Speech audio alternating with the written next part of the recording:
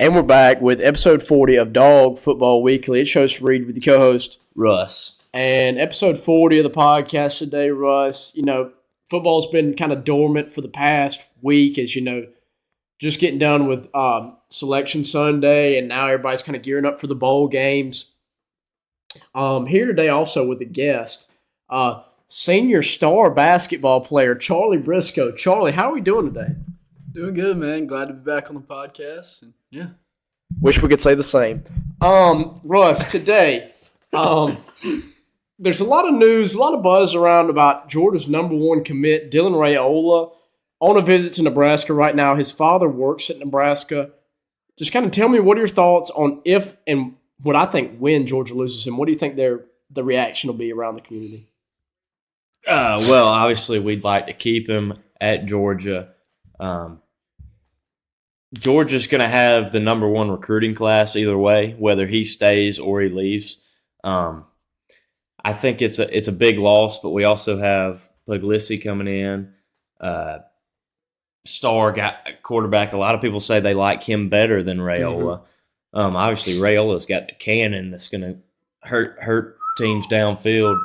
Yeah, and so I've read a little bit about it, and Nebraska seems where he's leaning. Obviously, he's still committed to Georgia, but he should be starting practice right now, and he's visiting Nebraska this weekend. So, he was committed in June, or it was in the summer, and everybody was like, "Oh, great, we got this guy." And to me, if they can make it through the weekend without him decommitting and committing to Nebraska, they'll keep him. But, obviously he's been on this visit to Nebraska right now. I think he'll flip today or tomorrow afternoon at some point. He'll announce it. And I think it just is what it is. The reason I've seen why he's leaving is because Matt Rule and Nebraska have thrown together a $3 million package deal in NIL money up front for him to come in and play and get $3 million up front. And let's not make a mistake about it. Georgia has the ability with their NIL funding and their NIL programs to do that. But Kirby Smart doesn't want to waste $3 million on a kid that could be there for a year, a kid that may never even take the field for your team. It's kind of just a guessing game with these high school prospects. And I think everybody would be lying if they said he had a stellar senior year. He had a good year with productive numbers and solid stats, but it wasn't something that'll blow you out of the water. But also, he was playing in the toughest division of high school football in America. Charlie, me and Russ have been talking about it for a minute. Just kind of tell me what you're thinking about this. I mean, like you and Russ both said, Raiola is a great player. And if he wants to follow his family legacy and go to Nebraska, good for him. But we need to stop pretending like Puglisi is just the other quarterback.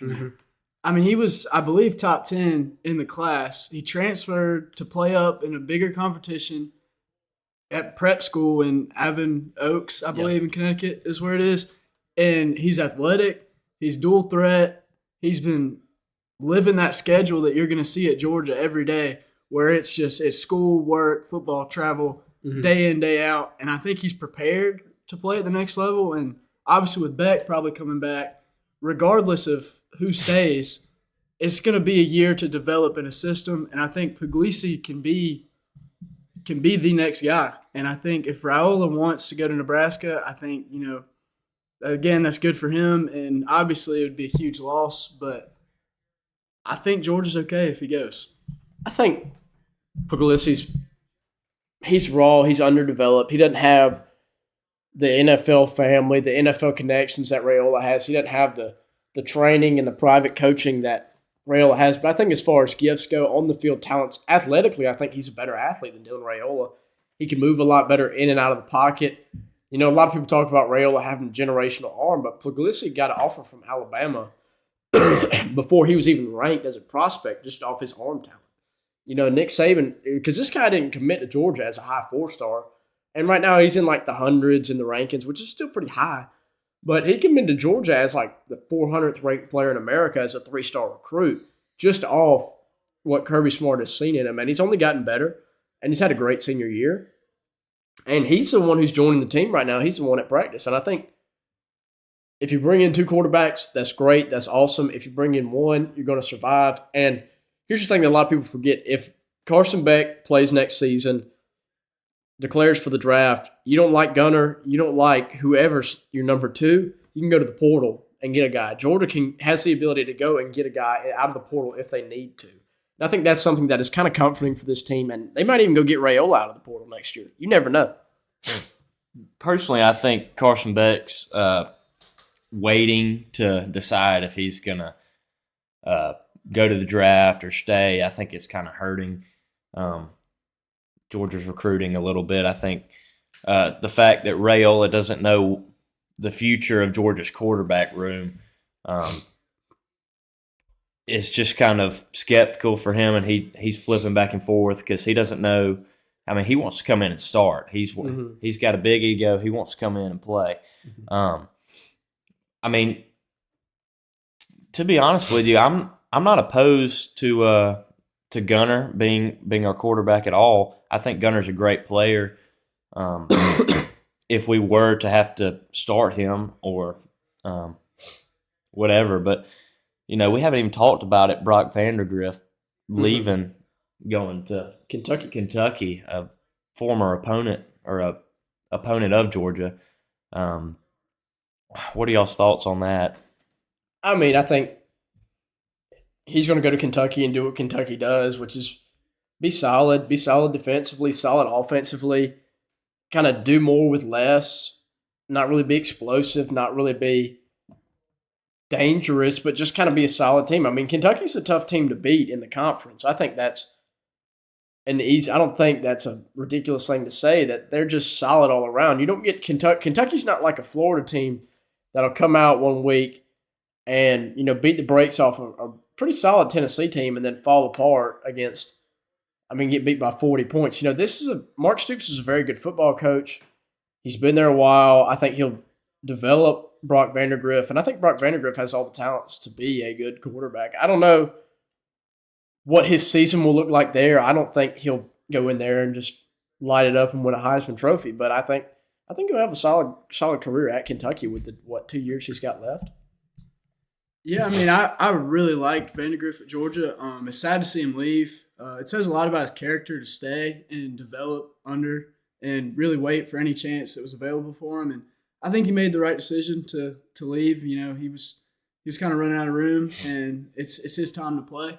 I think it's a great fit at Kentucky. I would have liked to see him at Auburn. I think that would have been a really good fit for him. But Kentucky, they're adding pieces. They got a good head coach in Mark Stoops. I think he's going to be very talented. I think he's going to get Kentucky in that SEC East contention. I don't think they'll be able to hang with the Georgias and the Tennessees quite yet. But I think Vandegrift, with time to develop on what he's already been developing the past years at Georgia, I think that experience is going to help him. And I think Kentucky's going to be pretty successful with him. Yeah.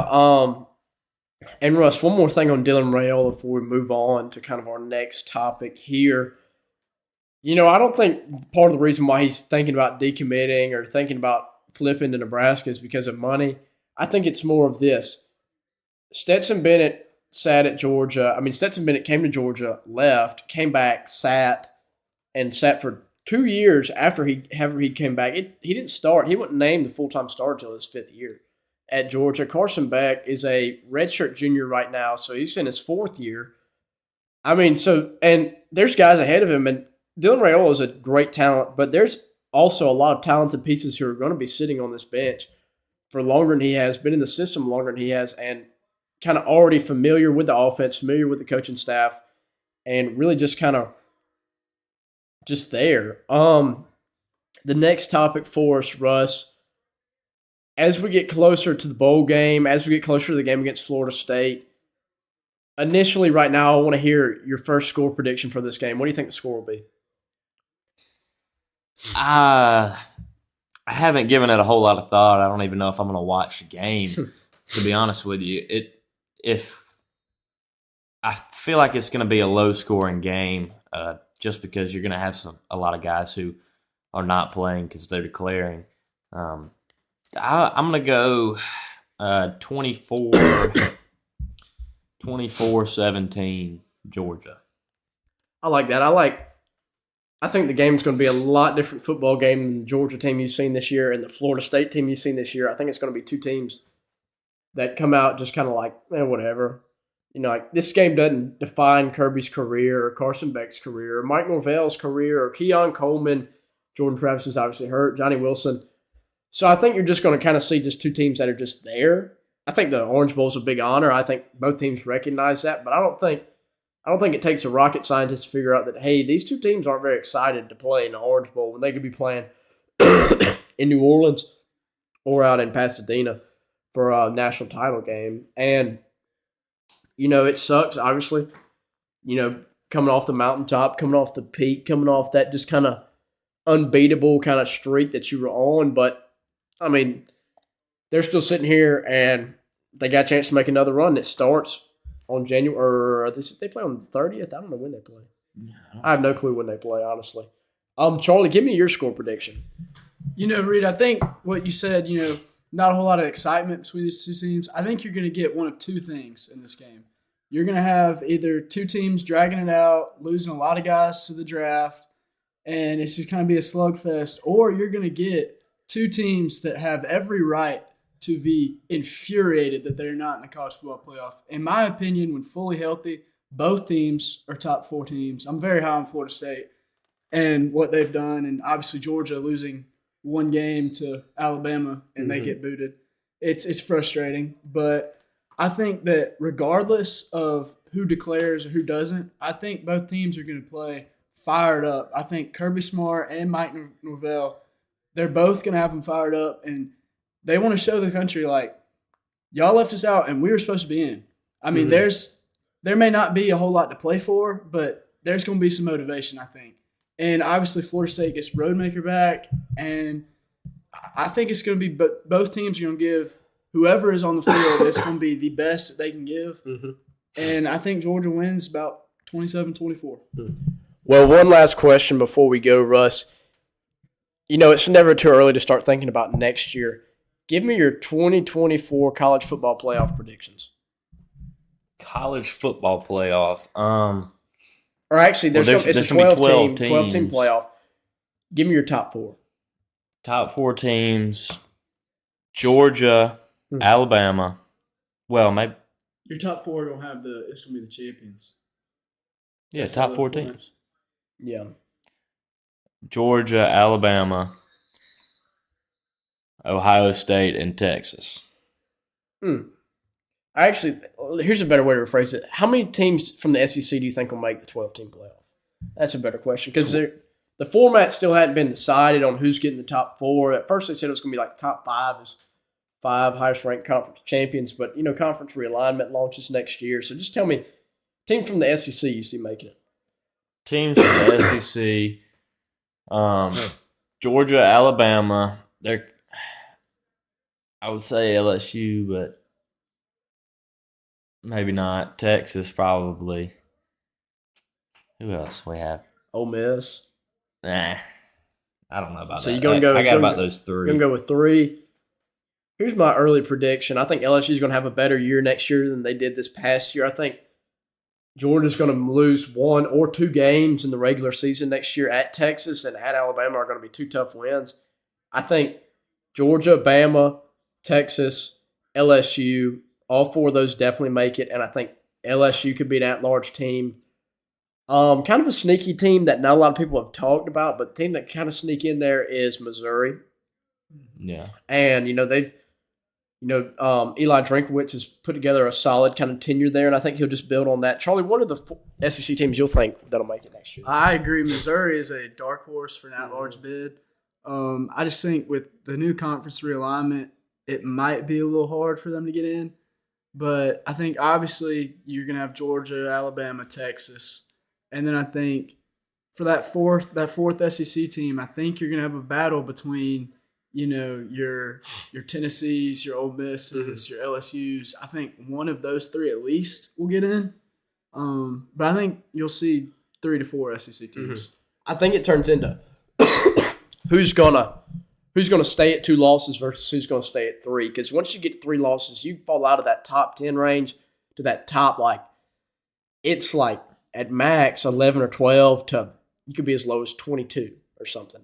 So I think, but what people have to realize is that every SEC team next year is playing either Texas or Oklahoma.